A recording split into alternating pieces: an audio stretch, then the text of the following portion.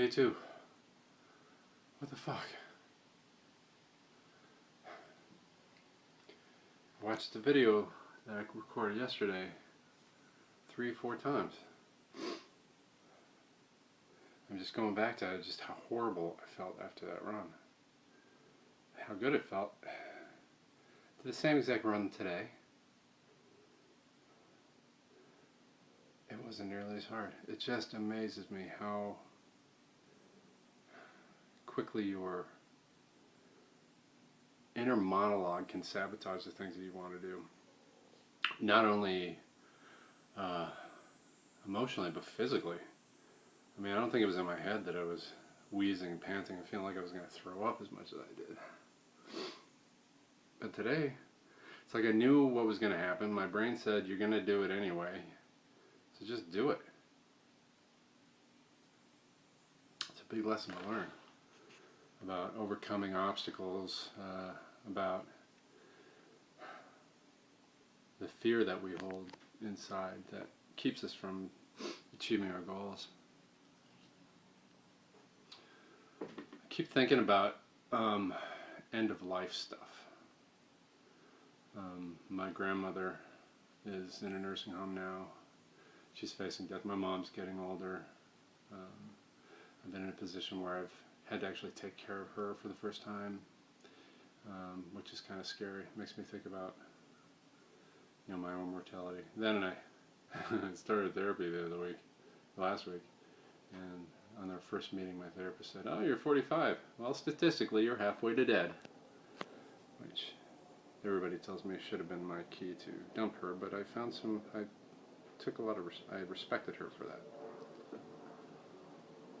Anyway, yeah, I keep thinking about, someday this is going to end. It's going to end for all of us. It's ended for everybody before us. It's going to end for everybody afterwards.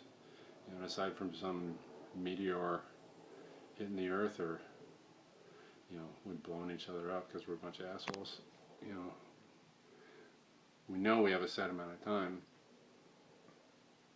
So what do we do with that time? What have I done with that time?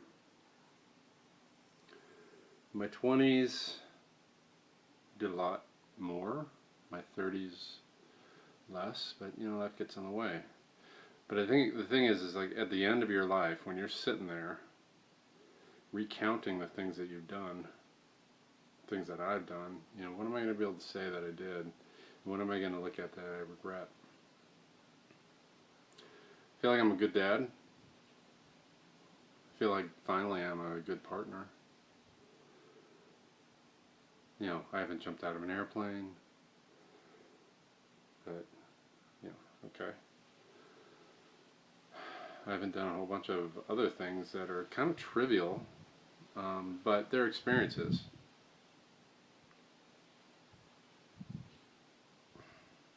I don't know, I guess the only advice that I could give to myself and to anybody else is make sure when you look back at the end that you can look back and be somewhat satisfied with what you've done, how you've treated people, how you've treated the ones that you care about, and how you have chosen the relationships that you're in to make sure that they're healthy and supportive. Now, what does all this have to do with me going for a run again?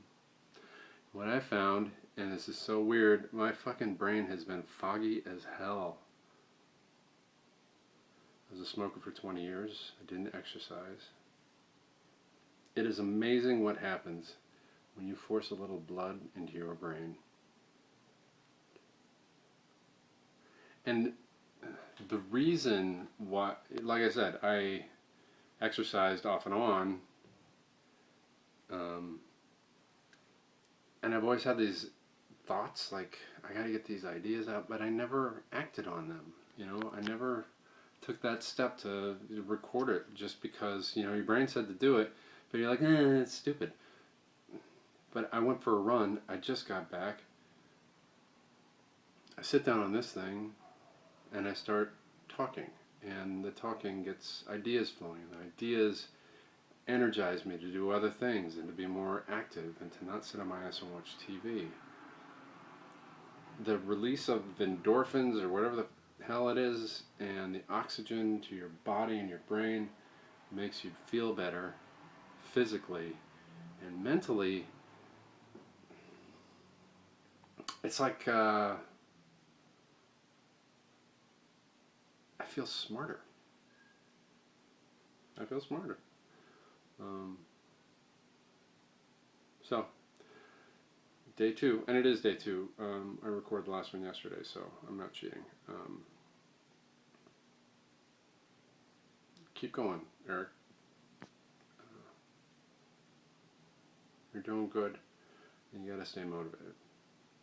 Remember that first start of the run, you really tell yourself not to do it, but keep going. Let's see where this goes. Thanks. See you next time.